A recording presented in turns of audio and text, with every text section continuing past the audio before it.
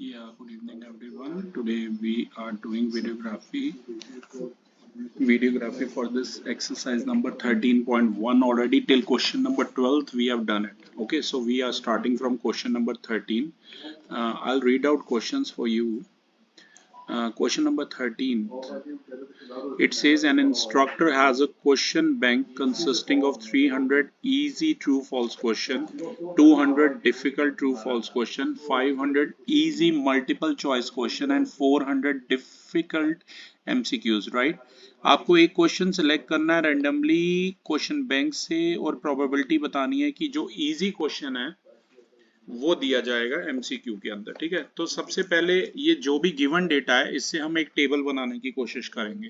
ठीक है ना, तो आप प्लीज क्वेश्चन अपने सामने ही रखना। क्वेश्चन नंबर है ये 13, राइट? ओके, एक ऐसे टेबल बना लीजिए अलंकृत, इजी, डिफिकल्ट और ये टोटल का, राइट? तो ये ट्रू फॉल्स, एक एमसीक्यू का ऑप्शन और एक टोटल ऑप्शन है। ठीक है ना, तो अगर आप ध्यान से देखो ट्रू फॉल्स कितने इजी आ रहे हैं, अगर डेटा में से पढ़ो 300 है, 300 इजी है, 200 डिफिकल्ट है, तो यहाँ 200 डिफिकल्ट, टोटल कितने हो गए ये 500 हो गए, राइट? इसके बाद ये कह रहा है 500 इजी है, 400 डिफिकल्ट है, तो टोटल कितने हो गए 900 हो गए। तो अगर आप यहाँ से देखें तो 800 इजी हो गए और 600 डिफिकल्ट हो गए आउट ऑफ 1400। ठीक है, थोड़ा सा मैं यहाँ पर नोटेशंस मान रहा हूँ, जैसे कैपिटल ई जो है वो इजी क्वेश्चन को डिनोट कर रहा है, कैपिटल डी जो है वो डिफिकल्ट क्वेश्चंस को डिनोट कर रहा है, और नंबर ऑफ इजी एमसीक्यूज वो ऑलरेडी 500 है। ठीक है ना, अगर आप देखें, और कैपिटल एम जो है एमसीक्यू को कर रहा है, capital M I repeat MCQs को कर रहा है डिनोट, और कैपिटल टी जो है वो ट्रू फॉल्स को कर रहा है। अब इन सब का मैं इवेंट बनाऊंगा ना तो शॉर्टकट में लिखूंगा। ओके, तो सबसे पहले ये देख लीजिए कि नंबर ऑफ इजी एमसीक्यूज कितने हैं, वो 500 है, यहाँ ऑलरेडी टेबल में मैं मार्क कर लेता हूँ, और टोटल नंबर ऑफ क्वेश्चंस कितने हैं वो 1400 है, राइट? ऐसे मार्क कर लीजिए। तो सबसे पहले इजी क्वेश्चन भी आए और एमसीक्यू भी आए, इस चीज की प्रोबेबिलिटी आपको बतानी है।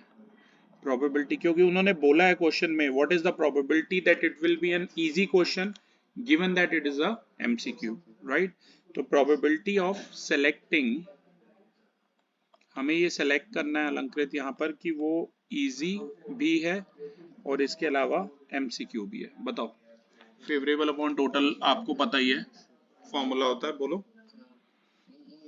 फेवरेबल कितने हैं? फेवरेबल 500 है और टोटल कितने हैं इसमें से 1400 है, राइट? तो ये हो गई प्रोबेबिलिटी। ठीक है, अभी से इतना ही रहने दो, वैसे कोई नहीं, लोएस्ट टर्म में करना चाहते हो तो 5/14 हो जाएगी, राइट? ये P of E intersection M हो गया, राइट? और टोटल नंबर ऑफ एमसीक्यूज कितने हैं 900 है, राइट? टोटल एमसीक्यूज वो आ जाएगा 500 प्लस 400 यानी कि 900। ठीक है, अब हमें P ऑफ M निकालना है। P ऑफ M का मतलब है कि मुझे एक MCQ सेलेक्ट करना है इसमें से। ठीक है ना, probability of selecting one MCQ, right? तो MCQ बताओ टोटल कितने हैं 900 आउट ऑफ 1400, तो ये कितना आ गया 9/14 आ गया। अब मुझे बताओ P of E by M क्या होगा, फॉर्मूला आपको मैंने पहले ही पढ़ा रखा है, P of E intersection M P of M। ठीक है, P of E intersection M की जगह है 5/14 और इसकी जगह 9/14, 14 से 14 कट कर दो तो ये आ जाएगा 5/9 आ जाएगा। आई होप इजी है, clear? Thank you. Okay, next मैं चाहूंगा अलंकृत थोड़ा सा loudly question number 14th read कर दीजिए आप। Given that the two numbers appearing on throwing two dices are different, find the probability of the event that the sum of numbers on the dice is 4. देखो, अब दो dice throw किया, sample space तो अलंकृत आपको आता ही होगा बनाने, 1 1 1 2 1 3 1 4 ऐसे वाला। ठीक है, तो उसमें मैं डेटा लिख देता हूं आपके लिए। क्वेश्चन नंबर है ये हमारा 14। Given that two numbers appearing on throwing two dice, दो डाइस फेंकी गई हैं और दोनों पे डिफरेंट नंबर आए, राइट? ये हमसे पूछा है। तो सबसे पहले तो टोटल केसेस बता दो। 6 raised to power 2 यानी कि 36 केसेस है, राइट? तो टोटल केसेस कितने आ गए? 6 की पावर 2 यानी कि 36 आउटकम है, वो आपको पता ही है, ठीक है ना? अब उसने बोला है find the probability of the event that the sum of the number of the dice is 4। Favourable वाले केसेस बोलो। 2, 3, 1। लेट कर लो ए, इस इवेंट को मैं डिनोट कर रहा हूं इससे। ए का मतलब है सम क्या हो डाइस पर? 4 हो, राइट?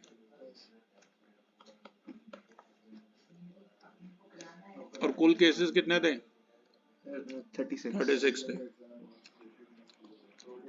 और बी में कोई इवेंट मान रहा हूं जहां पे numbers appearing on the dice are different, number different होंगे इसमें, हैं? तो उसके केसेस बताओ। 1 3 3 1 2।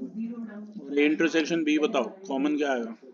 इंटरसेक्शन भी 3 1 और 1 3। 1 3 और 3 1।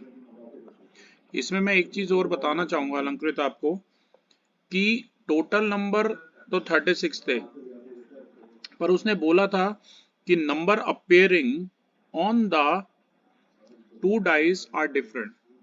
तो वो कितने केसेस हो जाएंगे?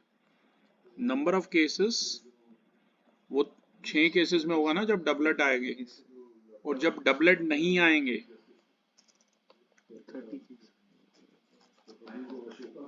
डबलेट्स जब नहीं होंगे तो फेवरेबल हो जाएंगे 30, मतलब 36 माइनस 6 करके। ओके, सबसे पहले probability of A intersection B 2/36। B के फेवरेबल कौन से थे? ये 30 थे जिनमें डबलेट नहीं आ रहे थे, राइट? अब बेटा वो 30 आउटकम तो मैं लिख नहीं सकता यहाँ पर इतना बता देता हूँ, 1 1 2 2 3 3 4 4 5 5 6 6 को छोड़ के वो सब बी में आएंगे, राइट? तभी 2 2 को नहीं लिया था उसमें, हाँ? ओके, तो वो यही 30 आउटकम है, ध्यान रखना अगर आप लिखना भी चाहें तो। पी ऑफ बी कितना हो गया? 30/36, 6 5/6 आ गया। P of A by B का फॉर्मूला बोलो।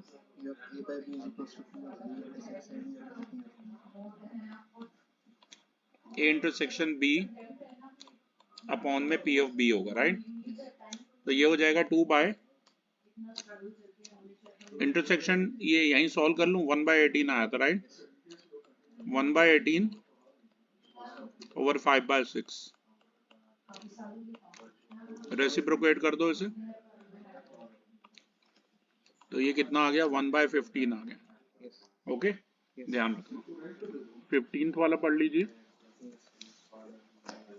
Consider the experiment of throwing a die. If a multiple of 3 comes up, throw the die again, and if any other number comes, toss a coin. Find the conditional probability of the event. The coin shows a tail, given that at least one die shows a 3. एक dice फेंकी है, अगर 3 का multiple आ रहा है फिर एक die फेंकी है, और फिर अगर कोई और नंबर आता है तो एक कॉइन टॉस किया। तो हमें कंडीशनल प्रोबेबिलिटी बतानी है कि कॉइन पे टेल आएगा। Given that at least one die shows a 3। थोड़ा लिखने की कोशिश करते हैं इसे। ओके, लेट कर लीजिए, let there be n throws in which a multiple of 3 occurs every time, याद रखना। अब मुझे ये बता दो 3 का मल्टीपल का मतलब है प्रोबेबिलिटी ऑफ गेटिंग 3 और 6। 3 के मल्टीपल 2 ही हैं, 3 और 6, और एक ही डाइस फेंकी थी, तो 2 फेवरेबल हैं, टोटल है 6, प्रोबेबिलिटी होगी 1/3।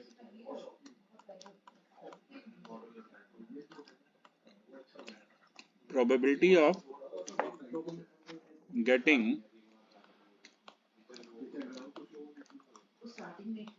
मल्टीपल ऑफ 3, अगर आपने n थ्रोज की हैं तो क्या होगी? 1/3 होल की पावर n होगी।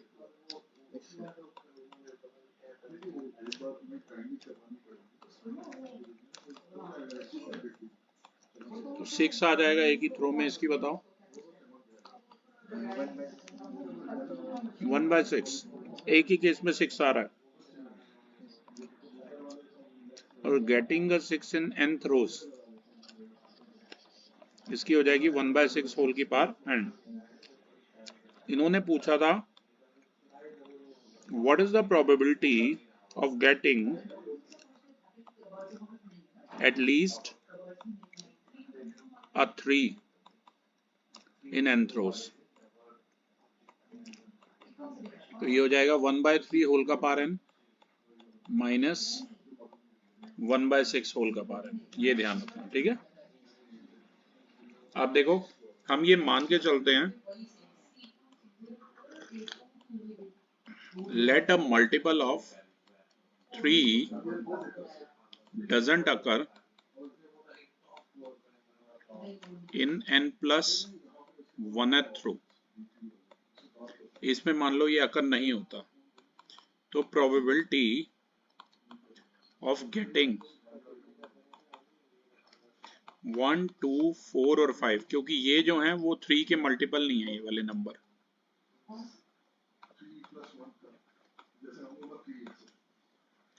तो इस चीज की क्या प्रोबेबिलिटी होगी n plus 1th थ्रो में, इसकी हो जाएगी 4/6 यानी कि 2/3, राइट। तो नेक्स्ट थ्रो में उन्होंने बोला था, थोड़ा सा मुझे नेक्स्ट पेज पे भी करना पड़ सकता है ये, उन्होंने बोला था फिर नेक्स्ट थ्रो में क्या आ जाए, एक कॉइन हम टॉस करें। नेक्स्ट थ्रो में बोला एक कॉइन हम टॉस करें और टेल आ जाए, ये चीज बोली है, ठीक है। तो इस चीज की probability of getting a tail आने की प्रोबेबिलिटी आपको पता 1/2 है, राइट। ये मैं रब कर रहा हूं इतना, ओके। यानी कि इन सब से ये बात हमें पता चल रही है अलंकृत कि probability of getting at least a 3 and a tail in the end of, अब अगला थ्रो पे आ जाओ, n+1 के बाद कौन सा थ्रो होगा, n+2 थ्रो में देखो,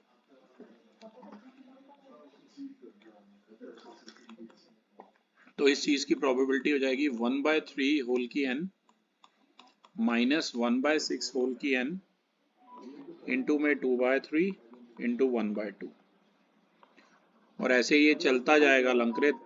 अगर n टेंड्स टू इन्फिनिटी तक जाता है तो जो प्रोबेबिलिटी होगी ऑफ गेटिंग एट लीस्ट अ 3, एक 3 आए, राइट, जब तक टेल ना आ जाए, right, till tail is obtained. Statement बेटा आपको ऐसी ही लिखनी पड़ेंगी सारी। तो इस चीज की प्रोबेबिलिटी होगी sigma n is equal to 1 to infinity 1/3 whole की n minus 1/6 whole to the n into में 2/3 इंटू में 1/2, ठीक है। अब ये आपको फॉर्मूला पता होगा, ठीक है ना, कैलकुलेट करने का। तो ये हो जाएगा 1/3 ओवर में 1 माइनस 1/3 माइनस 1/6 ओवर में, ये कहाँ से आया है, ये जीपी वाला एक्सप्रेशन याद है एस इन्फिनिटी का, a/1 माइनस आर, याद करो, ये वो फॉर्मूला है, ठीक है। अब आई होप अलंकृत ये सब कुछ सॉल्व तो आप कर ही लोगे। जब सॉल्व कर लोगे तो आंसर आ जाएगा 1/10, ठीक है ना। इसे सॉल्व आप कर लेना, ये हो जाएगा 3, 3 - 1 ये 2, वैसे ये 6। सॉल्व आप खुद कर लेना, ठीक है। 16 मैं ही रीड कर देता हूँ। 16 जो क्वेश्चन है उसमें अब ये कह रहा है P ऑफ A गिवन है 1/2, P ऑफ B गिवन है 0, तो हमें P of A by B बताना है। पहले जो डेटा गिवन है मैं आपके लिए लिख देता हूँ। क्वेश्चन नंबर है ये 16, मेरे साथ साथ करते रहिए। P of A I repeat given है 1/2, P ऑफ B गिवन है 0, P of A by B हमें बताना है, ठीक है।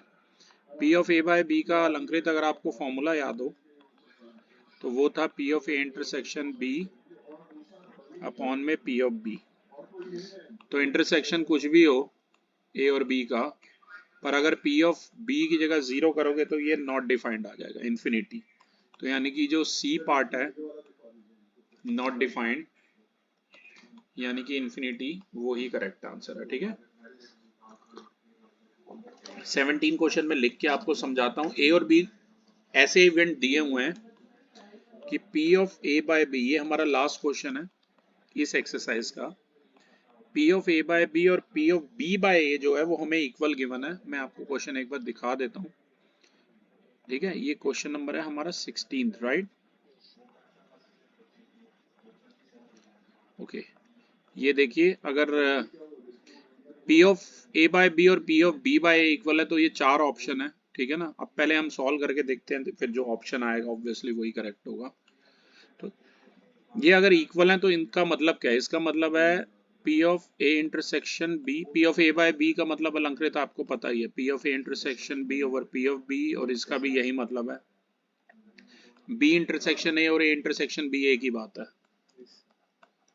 ध्यान से देखिए, कट गए, क्रॉस मल्टीप्लाई कर दीजिए, PA इक्वल टू PB आ जाएगा। और ऐसा किस पार्ट में हो रहा है? D पार्ट में हो रहा है, ये ध्यान रखना, ठीक है। तो अलंकृत ये, इसके बाद हमें पढ़ना है मल्टीप्लिकेशन थ्योरम के बारे में, प्रोबेबिलिटी की। देखो मल्टीप्लिकेशन थ्योरम का सीधा याद रखना, E और F, यहां पर कोई भी दो ऐसे इवेंट है जो किसी सैंपल स्पेस से एसोसिएटेड है। इंटरसेक्शन F का मतलब आपको पता ही है, वो चीज दोनों में कॉमन है।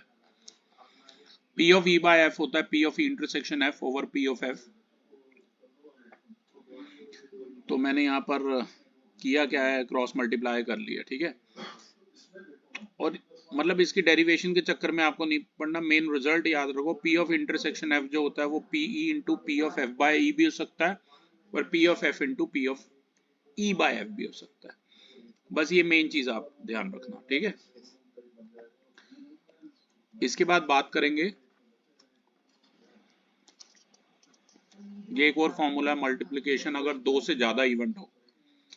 P of E intersection F intersection G का P of E into P of F by E into P of G by E intersection F होता है, या P of E into P of F by E into P of G intersection, ये होता है, ठीक है।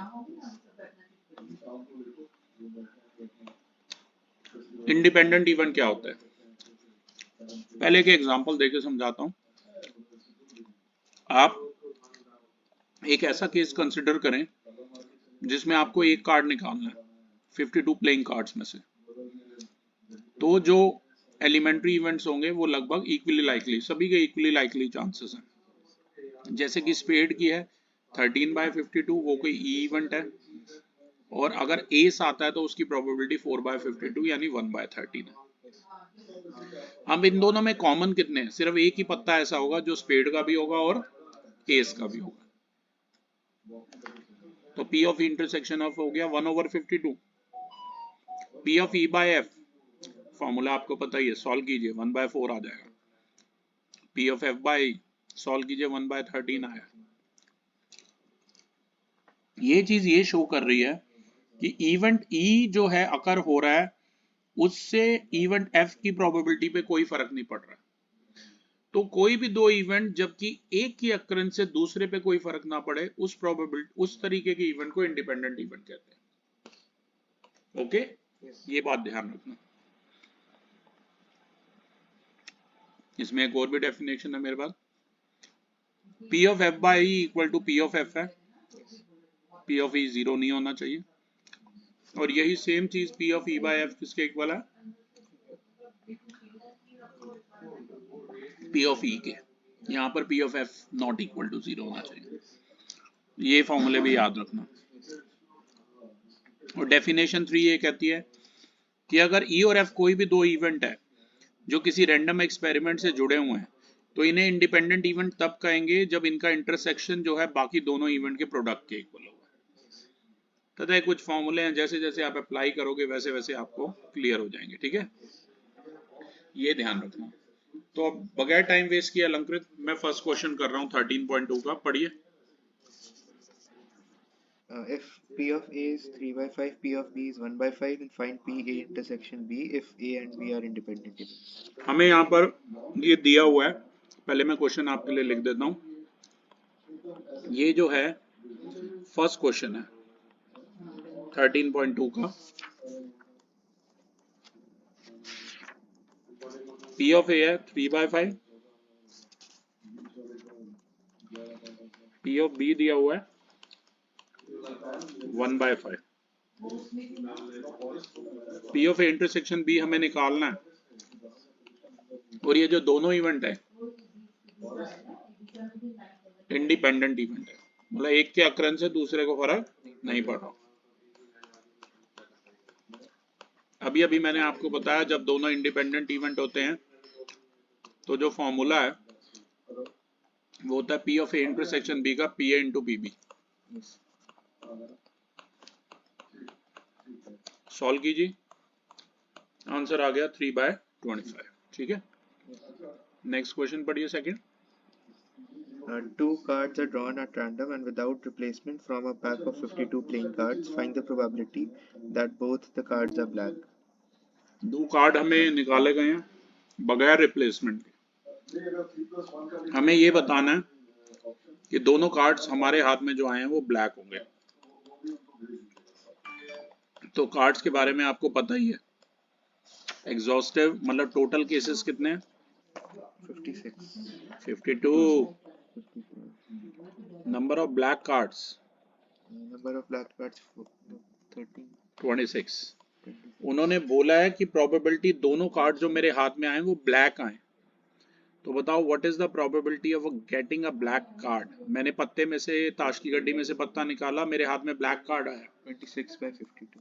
26/52, favourable है 26, total है 52, राइट। Yes.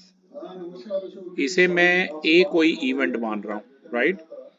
अब देखो रिप्लेसमेंट भी बोली थी ना, विदाउट रिप्लेसमेंट था, सॉरी। इसका मतलब क्या है, इसका मतलब है अगर आपने ड्रॉ किया एक कार्ड तो नंबर ऑफ कार्ड्स कितने बच गए, नंबर ऑफ कार्ड्स कितने बच गए अब 51, ठीक है ना।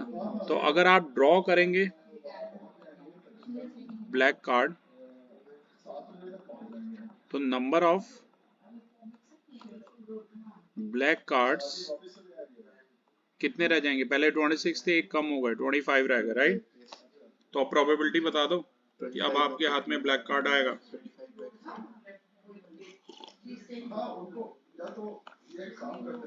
अब ब्लैक कार्ड आने की प्रोबेबिलिटी है 25/51, ठीक है। और बेटा इसमें हमें निकालना क्या था कि दोनों हमारे हाथ में ब्लैक आए, मतलब पी ऑफ ए, और दोनों इंडिपेंडेंट इवेंट थे, ठीक है। इंडिपेंडेंट नहीं, इसमें नहीं थे इंडिपेंडेंट, तो P of A into P of B by A निकालेंगे। पी ऑफ ए हमारा कितना आया था 1/2 इंटू में 25/51, आंसर आ गया 25/102, right.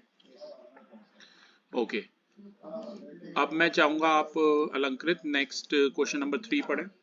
A box of oranges is executed by examining 3 randomly selected oranges drawn without replacement. In all the three oranges all the three oranges are good, the box is approved for sale. Otherwise, it is rejected. Find the probability that a box containing 15 oranges out of which 12 are good and 3 are bad ones, will be approved for sale. देखो, एक box है, उसमें oranges पड़े हुए हैं, उन्हें हमें examine करना है। 3 रैंडमली सिलेक्टेड ऑरेंज उठाने हैं बगैर रिप्लेसमेंट के। अगर तीनों गुड आ जाते हैं तो बॉक्स को हम सेल के लिए लगा देंगे, वरना रिजेक्ट कर देंगे। तो हमें ये प्रोबेबिलिटी बतानी है कि एक ऐसा बॉक्स जिसमें 15 ऑरेंजेस है, जिसमें से 12 गुड है और 3 बैड है, फिर भी वो अप्रूव हो जाता है सेल के लिए। ये हमारा क्वेश्चन है। क्वेश्चन नंबर है ये हमारा 3। पहले मैं डेटा बता देता हूं आपको कि बॉक्स के अंदर कितने गुड हैं। 12 तो गुड है और 3 बैड ऑरेंजेस है, जैसा कि उन्होंने क्वेश्चन में बोला है। 3 ऑरेंज जो हमें सिलेक्ट करने हैं वो गुड वंस होने चाहिए। तो आप मुझे बताओ 3 गुड ऑरेंज कैसे सेलेक्ट कर सकते हैं हम, उसकी प्रोबेबिलिटी बताओ। 3/2 है। नहीं, थोड़ा सा 12 गुड में से 3 सेलेक्ट करने के हो गए 12C3। थोड़ा सा परमुटेशन कॉम्बिनेशन लगाओ। और 3 ऑरेंजेस हमें टोटल 15 में से सेलेक्ट करने हैं आउट ऑफ 15। ठीक है, 3C3। तो उसकी हो जाएगी 15C3 फेवरेबल अपॉन टोटल। तो प्रोबेबिलिटी की जो बॉक्स है वो अप्रूव हो जाएगा। उसकी प्रोबेबिलिटी क्या हो जाएगी, फेवरेबल है 12C3, टोटल है 15C3। आप सभी को NCR के फॉर्मूले पता है, n फैक्टोरियल अपॉन में r factorial bracket n minus r factorial. तो ये हो जाएगी 12 फैक्टोरियल अपॉन में 3 और 12 माइनस 3 9 फैक्टोरियल। ये हो जाएगा 15 factorial upon 3 factorial 15 minus 3 12 factorial. इसे थोड़ा सा सॉल्व कर रहे हैं अलंकृत। 12 into 11 into 10 into 9 factorial. 3 factorial को लिख लो 3 इंटू 2 9 फैक्टोरियल को एज इट इज लिखो। 15 फैक्टोरियल को लिखो 15 into 14 into 13 into 12 factorial upon में 3 फैक्टोरियल को 3 इंटू 2 12 फैक्टोरियल। 12 से 12, 9 से 9 फैक्टोरियल कैंसिल, 3 टू द 6 से 3 to the 6 cancel. We are left with 12 into 11 into 10 upon 15 into 14 into 13। और देखो क्या कट रहा है, 2 6 दा, 2 7 दा, 3 5 दा, 3 2 दा। तो हमारा जो आंसर आ रहा है अलंकृत, ये 5 2 दा भी कट रहा है, 22 44 बाय 91। ये हमारा आंसर आ जाएगा, राइट। ठीक है, ध्यान रखना। ये था क्वेश्चन नंबर हमारा 3। तो अब मैं चाहूंगा आप 4th क्वेश्चन थोड़ा लाउडली रीड करें। Fair coin and biased die are tossed. Let A be the event where head appears on the coin and B be the event 3 on the dice. Check whether A and B are independent events or not. तो एक fair coin और एक dice हमने toss किया है। ए हमने कोई event माना है जिसमें हेड अपीयर हो रहा है कॉइन पर, और बी कोई इवेंट माना है जिसमें 3 आ रहा है डाइस पर। हमें चेक करना है कि ए और बी इंडिपेंडेंट इवेंट हैं या नहीं है। ये आज का हमारा क्वेश्चन नंबर 4 है, इसका 13.2 का। तो अगर ए में कोई इवेंट मान लेता हूं, प्रोबेबिलिटी ऑफ गेटिंग हेड वाले को ए मान रहा हूं, तो उसकी प्रोबेबिलिटी हेड आने की आपको एक ही केस में आता है, टोटल होते हैं 2, यू नो दैट। ठीक है, और अगर हम एक डाई थ्रो करेंगे तो टोटल आपको पता 1 2 3 4 5 6 आएगा। ठीक है, तो प्रोबेबिलिटी ऑफ गेटिंग 3, इसे मैं बी कोई इवेंट मान रहा हूं जैसा कि क्वेश्चन में बोला है। तो पी ऑफ बी हमारा हो जाएगा 1/6। ठीक है, अब अगर एक डाई और कॉइन हम फेंकते हैं कि अगर हेड आ रहा था तो क्या फेंका था, क्वेश्चन याद है? हेड आ रहा था तो डाइस फेंकी थी, और टेल आ रहा था तो उसने बोला था ना कॉइन भी फेंका और अनबाइज वो भी फेंकी है। ठीक है, तो टेल पे भी डाइस के 1 2 3 4 5 6, मतलब अगर इसका सैंपल स्पेस इकट्ठा बनाओगे तो ऐसा बन जाएगा, head 1 head 2 head 3 head 4 head 5 head 6, और ऐसे टेल के साथ T1 T2 T3 T4 T5 और T6, ठीक है, ये ध्यान रखना। तो ये टोटल 12 केसेस बन रहे हैं, ठीक है। तो अब उन्होंने बोला था व्हाट इज द, ये 12 केसेस है, टोटल आउटकम 12 हो गए। Probability of getting head and 3, एक है फेवरेबल और टोटल है 12, क्योंकि हेड भी आ रहा है और 3 भी आ रहा है, यही वाला केस है। तो राइट, तो मतलब P of A intersection B एक तरीके से हो जाएगा 1/12। अब आपको पता है अगर वो इवेंट इंडिपेंडेंट है तो PA इंटू PB निकालना पड़ेगा। PA इंटू PB भी कितना आ रहा है, सेम आ रहा है। तो इसका कहने का मतलब है इन दोनों को अगर समराइज करोगे तो P of A intersection B जो है वो हमारा आ गया P of A into P of B। और अगर ऐसा हो जाता है अलंकृत तो आपको पता है इवेंट क्या होते हैं A और B, इंडिपेंडेंट, वेरी राइट। तो इसलिए A और B जो है वो इंडिपेंडेंट इवेंट हो जाएंगे। मैं चाहूंगा आप 5th क्वेश्चन पढ़ें। A die marked 1, 2, 3 in red and 4, 5, 6 in green is tossed. Let A be the event. The number is even and B be the event that the number is red. Are A and B independent? एक die है उस पर 1, 2, 3 तो red में mark है, 4, 5, 6 green में mark है। ए इस इवेंट की प्रोबेबिलिटी है कि नंबर इवन है और बी में नंबर रेड है, ठीक है। तो ए और बी इंडिपेंडेंट है या नहीं ये हमें बताना है। सबसे पहले मैं थोड़ा सा डेटा आपके लिए लिख देता हूँ। इवन नंबर्स आपको पता है डाई पे कौन से हैं, 2, 4 और 6, ठीक है। तो पहले तो ये बता दो, ए मान रहा हूं मैं इवन नंबर आने की, probability of getting even number आने की प्रोबेबिलिटी 3 केसेस में इवन आ रहा है, टोटल है 6, 3/6 यानी कि 1/2 है, ठीक है ना। दो कलर की थी, रेड और ग्रीन। अगर आपको ध्यान हो 1, 2 और 3 जो था अलंकृत वो रेड था और 4, 5 और 6 जो था वो ग्रीन था, राइट। तो मुझे ये बताओ रेड कलर आने की प्रोबेबिलिटी 3/6, वेरी राइट, क्योंकि 3 फेवरेबल है। तो रेड कलर की हो जाएगी, फेवरेबल है 3, टोटल है 6 यानी कि 1/2 हो जाएगी, ठीक है। और ये बताओ इवन नंबर रेड कलर में किस केस में आ रहा है, सिर्फ 2 पे आ रहा है, ठीक है ना, सिर्फ 2 पर आ रहा है, ओके। तो इसका मतलब हमें क्या बताना है, प्रोबेबिलिटी बतानी है और हमारा रेड कलर भी आए, ये ध्यान रखना, ठीक है। रेड कलर भी आए और इवन नंबर भी आए, ये ध्यान रखना, ठीक है। तो उस चीज की प्रोबेबिलिटी ए इंटरसेक्शन बी की अलंकृत क्या होगी, रेड भी आए और इवन नंबर भी आए, एक ही फेवरेबल था और टोटल थे 6, ठीक है। और अब मैं दूसरे हैंड पे क्या कर रहा हूँ, P of A into P of B निकाल रहा हूँ। P ऑफ A कितना आया था हमारा 1/2 और P ऑफ B कितना आया था, वो भी 1/2 था, ठीक है। मैं आपकी जानकारी के लिए बता दूं ये P ऑफ A तो मेरा ये रहा और ये रेड कलर वाला ये P ऑफ B था, ये बेटा मैंने 3/6 लिखा है, ठीक है ना। ये B इवेंट था हमारा रेड कलर और A इवेंट था A नंबर, ठीक है ना। तो 1/2 इंटू 1, ये तो 1/4, ये तो इक्वल नहीं आ रहे, ठीक है ना। तो साफ साफ देखो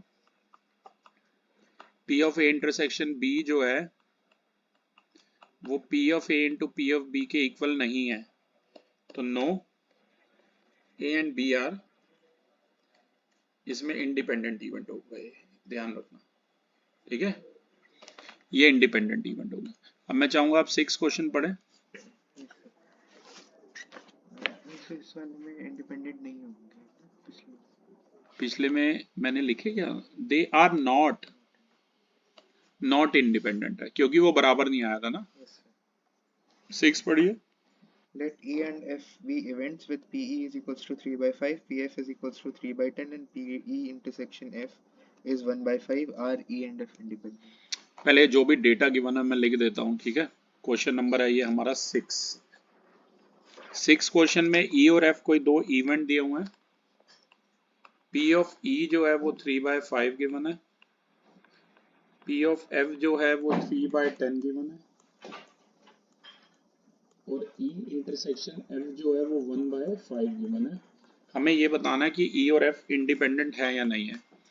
बेसिक से चलेंगे अलंकृत, अगर ये इंडिपेंडेंट है तो P of E intersection F जो है वो P E into P F होना चाहिए। आपको पता है अगर दो इवेंट ई और एफ इंडिपेंडेंट होते हैं तो इस तरीके से होता है। Okay, P of intersection F की जगह लिखिए 1/5, पी ई की जगह लिखिए 3/5, पी ऑफ एफ की जगह लिखिए 3/10। तो ये आ रहा है 9/50। आपको पता है 9/50 और ये इक्वल नहीं है, आप क्रॉस चेक करना चाहते हो तो 10 से ऊपर नीचे मल्टीप्लाई कर दो, राइट। तो ये इक्वल नहीं है, तो these are event A and B are not independent, याद रखना, ठीक है। आंसर है event A and B are not independent. ये चीज आपको ध्यान में रखनी है, ठीक है। ये इवेंट इंडिपेंडेंट नहीं है। अब मैं चाहूंगा अलंकृत आप क्वेश्चन नंबर 7 पढ़ें। Given that the events A and B are such that P of A is equals to 1/2, P of A union B is 3/5, and P of B is P, then find P if they are first mutually exclusive and second independent. Okay, question number है ये हमारा 7। पहले जो भी data given है यहाँ पर मैं बोर्ड पे लिख देता हूँ आपके लिए। क्वेश्चन नंबर 7 में अगर आप ध्यान दें तो हमें ये दिया हुआ है कि ए और बी कोई भी दो इवेंट है और कुछ ऐसे हैं कि पी ऑफ ए है 1/2, P of A union B इस बार हमें दिया हुआ है और पी ऑफ बी हमने स्मॉल पी माना है। तो हमें ये बताना है क्या ये म्यूचुअली एक्सक्लूसिव है। म्यूचुअली एक्सक्लूसिव आपको पता होता है कि जब P of A intersection B 0 होता है, फाई आता है, तब होती है म्यूचुअली एक्सक्लूसिव, ठीक है। और स्मॉल पी की वैल्यू आपको बतानी है, ठीक है ना। म्यूचुअली एक्सक्लूसिव और इंडिपेंडेंट है, ठीक है, कोई दिक्कत नहीं है। मैं पहले लेट कर रहा हूं कि probability of A intersection B हमारी मैंने एक्स मानी है, बाकी सारा डेटा यहाँ ऊपर लिखा ही हुआ है। P of A 1/2, P of A union B आपको 3/5 और पी ऑफ बी जो है वो स्मॉल पी दिया हुआ है। एक फॉर्मूला मैंने आपको सिखाया विद प्रोबेबिलिटी में, मैं तो 10 से ही सिखाता रहता हूँ ये वाला, कि पी ऑफ ए, और सेट्स चैप्टर में भी सीखा आपने, एन करके सीखा है formula. P of A union B is P A plus P B minus P of A intersection B. ध्यान रखना, P of A union B अलंकृत दिया 3/5, P of A 1/2, P of B है स्मॉल पी और A intersection B को हमने x माना है। पी माइनस एक्स को आप यहीं रहने दें, इस 1/2 को आप लेफ्ट में ले जाएं तो ये आ जाएगा 3/5 माइनस 1/2, 10/5 2 3 10 6। तो p माइनस एक्स कितना आ गया 1/10 आ गया। पर अगर आपको फर्स्ट पार्ट ध्यान हो, इतना तो आप कर ही लेना, फर्स्ट पार्ट में स्पेशली उसने बोला था कि a और b जो है म्यूचुअली एक्सक्लूसिव, और मैंने आपको पहले ही बताया म्यूचुअली एक्सक्लूसिव जो इवेंट होते हैं उनके बीच में इंटरसेक्शन जो होता है फाई यानी कि निल होता है, राइट। तो P A इंटरसेक्शन B यानी कि निल होगा और P इंटरसेक्शन B हमने माना था X, इसे इक्वेशन 1 दे दो, ठीक है। अब ये जो वैल्यू है X की 0 जो आई है ये आप इक्वेशन नंबर 1 में डाल दो। X की जगह 0 डालोगे तो आ रहा है P minus 0 is equal to 1/10। P कितना आ जाएगा 1/10 आ जाएगा, ये ध्यान रखना, ठीक है। एक सेकंड पार्ट और है इसमें, उसमें बोला है कि A और B जो है इंडिपेंडेंट इवेंट है। P A intersection B is equals to P A P. और आपको इंडिपेंडेंट इवेंट की डेफिनेशन तो पता ही है, P of A intersection B जो है वो P of A into P of B होता है, right. P of A intersection B को अगर आपको याद हो हमने X माना था, P ऑफ A कितना है P of A 1/2 है और P ऑफ B को हमने स्मॉल p माना था। मतलब कहने का मतलब है X की वैल्यू कितनी आ गई P/2 आ गई। इसे नंबर 2 दे दीजिए, 1 और 2 को इक्वेट कीजिए आप, P की जगह P, X की जगह लिख दीजिए P/2 इक्वल टू 1/10। सॉल्व कीजिए, तो ये आ जाएगा p/2 इक्वल टू 1/10, 2 5 द, ये कट कीजिए, मतलब अगर इंडिपेंडेंट होंगे तो स्मॉल p की वैल्यू कितनी आ जाएगी, 1/5 आ जाएगी, राइट। क्वेश्चन नंबर 8 पढ़िए please. Let A and B be independent events with P of A is equals to 0.3, P of B is equals to 0.4. Find first part P A intersection B, second P A union B, third P A by B, and fourth P B by A. सबसे पहले जो भी data given है वो मैं यहाँ पर लिख देता हूँ आपको। क्वेश्चन नंबर है ये हमारा 8th, P ऑफ A, ये A लिखा है मैंने, P ऑफ A हमें गिवन है 0.3, P ऑफ B हमें गिवन है 0.4। सबसे पहले हमें P of A intersection B निकालना है, जो निकालना है मैं यहीं पर लिख रहा हूँ। और ये जो दोनों इवेंट है ये हमें इंडिपेंडेंट दिए हुए हैं, तो अलंकृत आपको पता होना चाहिए जब इवेंट इंडिपेंडेंट होते हैं तो P of A intersection B जो होता है वो PA इंटू PB होता है। तो ये हो जाएगा 0.3 इंटू 0.4, 0.12 हो जाएगा, ये ध्यान रखना। सेकंड पार्ट में हमसे पूछा है P of A union B क्या होगा। फॉर्मूला आपको पता ही है, P of A plus P of B minus P of A intersection B होगा। मैं एक बार अलंकृत यहाँ लिख देता हूँ, चारों पार्ट में हमें निकालना क्या क्या है। पहले पार्ट में हमें ये निकालना है, सेकंड पार्ट में हमें P of A union B निकालना है, थर्ड पार्ट में P of A by B निकालना है, और फोर्थ पार्ट में P of B by A. P of B by A। ये चार चीजें हमें निकालनी है। P ऑफ A की जगह 0.3, P ऑफ B की जगह 0.4 और P of A intersection B हमारा ये आया। तो ये 0.7 यानी कि 0.70 माइनस 0.12, आंसर आ गया 0.58। थर्ड पार्ट में हमें बताना है P of A by B। आप सभी को फॉर्मूला पता है, P of A intersection B upon में P of B। P of A intersection B अभी ऊपर निकाला था 0.12 आया था, P ऑफ B है 0.4, ये पॉइंट हटा के 10, ये पॉइंट हटा के 100, 4 3 12, 0 से 0 गया, 3/10, 0.3 आंसर। फोर्थ पार्ट में अलंकृत P of B by A बताना है। फॉर्मूला आपको पता ही है, P of A intersection B over P of B। P of A intersection B कितना है, इंटरसेक्शन B 0.12 है, और P ऑफ B कितना है, सॉरी ये A आएगा नीचे क्योंकि P of B by A पूछा है।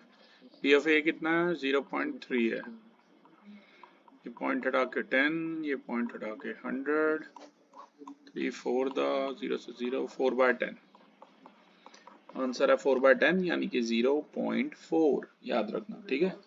मैं चाहूंगा क्वेश्चन नंबर 9 पढ़ें आप। If A and B are two events such that P of A is 1/4, P of B is 1/2, P of A intersection B is 1/8, find P not A and not B. पहले जो भी question में निकालना मैं आपको यहाँ लिख देता हूँ। क्वेश्चन नंबर है ये 9th क्वेश्चन में ध्यान दीजिए, P ऑफ A हमें दिया है 1/4, P ऑफ B हमें दिया है 1/2, P of A intersection B जो है वो 1/8 दिया हुआ है, P नॉट E मतलब A बार, और B बाय एंड है, एंड का मतलब इंटरसेक्शन होता है, आपको वैसे पता होगा अलंकृत, not A and not B, इसका मीनिंग यही है मैथमेटिकली, ये निकालना। सबसे पहले मैं आपको ये बता दूं, क्वेश्चन नंबर है ये 9th। बेटा डी मॉर्गन के लॉ याद है, A इंटरसेक्शन B बार। अगर मैं प्रोबेबिलिटी में उसके डी ये लॉ को चेंज कर दूंगा ना, तो आपको पता होना चाहिए ये A bar intersection B bar जो होता है वो A यूनियन B होल का डैश होता है, जिसका फर्दर मतलब है 1 minus P of A union B, इसे इक्वेशन 1 दे देता हूँ, लेफ्ट साइड वो सेम ही है, ए बार इंटरसेक्शन बी बार। जहां तक फॉर्मूले की बात है, P of A union B का फॉर्मूला है P of A plus P of B minus P of A intersection B. P of A union B हमें निकालना है, पी ऑफ ए की जगह 1/4, पी ऑफ बी की जगह 1/2 और इसकी जगह 1/8। तो ये कितना आ गया, 6 माइनस 1, 5/8 आ गया P of A union B. अब ये वैल्यू बेटा इक्वेशन नंबर 1 में डाल दो, जो कि थी P of A bar intersection B bar जो था वो 1 minus P of A union B था, यानी कि 1 माइनस 5/8, यानी कि आंसर है 3/8, राइट। ओके, एक 10th क्वेश्चन और मैं कराता हूँ अलंकृत, ठीक है, फिर रैप अप करेंगे, नेक्स्ट क्लास में करेंगे। तो 10th क्वेश्चन आज का लास्ट पढ़िए। Events A and B are such that P of A is 1/2, P of B is 7/12, and P not A and not B is equals to 1/4. State whether A and B are independent. तो यहाँ पर जो भी question में given है पहले मैं आपके लिए लिख देता हूँ, ये आज का हमारा लास्ट क्वेश्चन है, ऑलरेडी 46 मिनट का हो गया वीडियो। 10th क्वेश्चन के बारे में ये बताऊं, दो इवेंट है, पी ऑफ ए कितना दिया है 1/2,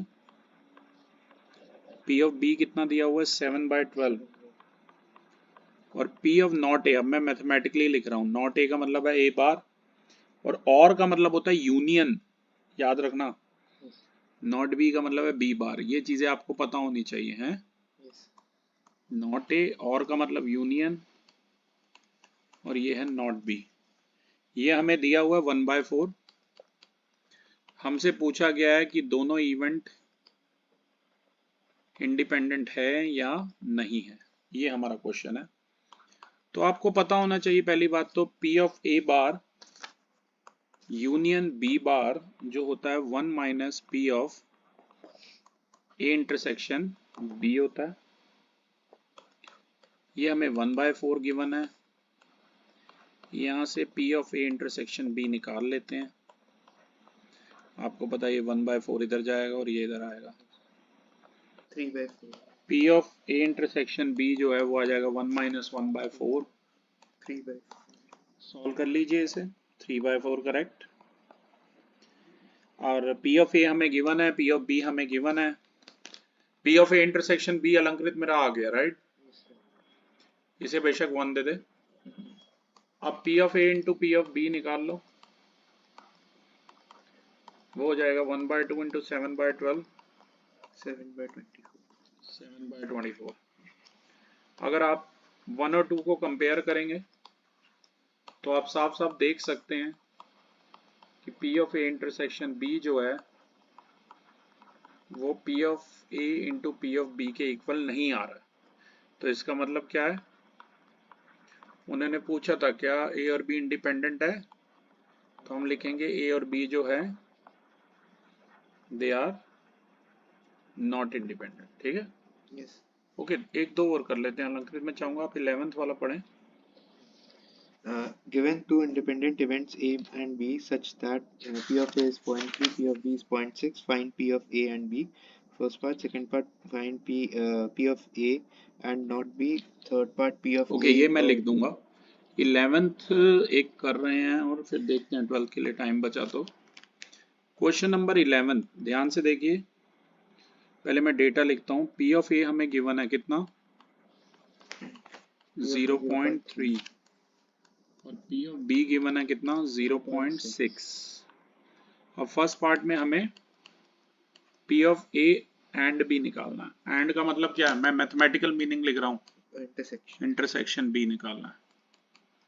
सेकंड में P ऑफ ए का मतलब ए ही है, एंड का मतलब इंटरसेक्शन, और नॉट बी का मतलब बी बार निकालना है। थर्ड पार्ट में ई और बी, ए और बी, ए यूनियन बी निकालना है, और का मतलब यूनियन, एंड का मतलब मल्टीप्लिकेशन। इतना आपको पता होना चाहिए प्रोबेबिलिटी में। और फिर नीदर ए Nor B. उसमें ईदर करके हम निकालते हैं। अभी मैं ये सॉल्व करके बताऊंगा आपको, ठीक है। चलो ये फिलहाल गिवन है, और ये भी गिवन है कि ए और बी जो है इंडिपेंडेंट इवेंट है। A and B are independent. अगर ये इंडिपेंडेंट इवेंट हैं तो आपको इसका मतलब पता होना चाहिए। एंड का मतलब इंटरसेक्शन, और ये P of A intersection B जो है ये P of A into P of B के इक्वल है। मतलब ये 0.3 इंटू 0.6 0.18 है, ठीक है। और इसी का मतलब P of A and B है, याद रखना। सेकंड पार्ट में P of A intersection B bar हमें बताना है। ये इसके डी मॉर्गन के कुछ लॉज से फॉर्मूले हैं अलंकृत, याद रखने पड़ेंगे। ये होता है P of A minus P of A intersection B, यानी कि ये 0.3 माइनस 0.18। 0.3 को लिख ले 0.30, सॉल्व कर लिए 0.12 आ जाएगा, ठीक है। ये फॉर्मूले लान रखने पड़ेंगे। P of A union B आपको पता ही है फॉर्मूला। यूनियन का मतलब है और, आप इसे पी ऑफ ए और बी भी लिख सकते हैं। फॉर्मूला बोलिए। P of A plus P of B minus P of A intersection B.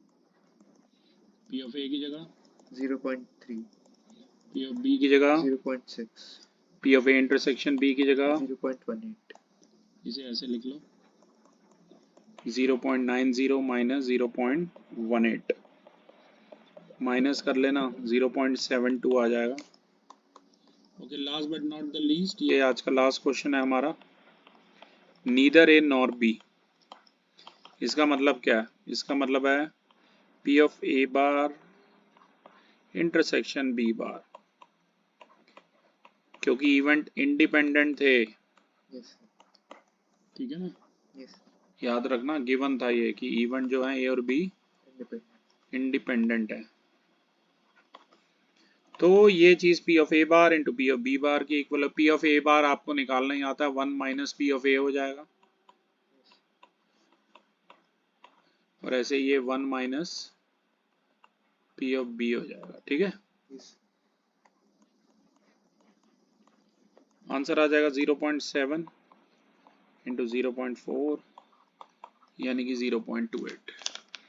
तो क्लास इस वीडियोग्राफी में हमने कितने डिस्कस कर लिया अलंकृत, इस एक्सरसाइज के क्वेश्चन नंबर 1 to 11 तक, ठीक है। Thank you class.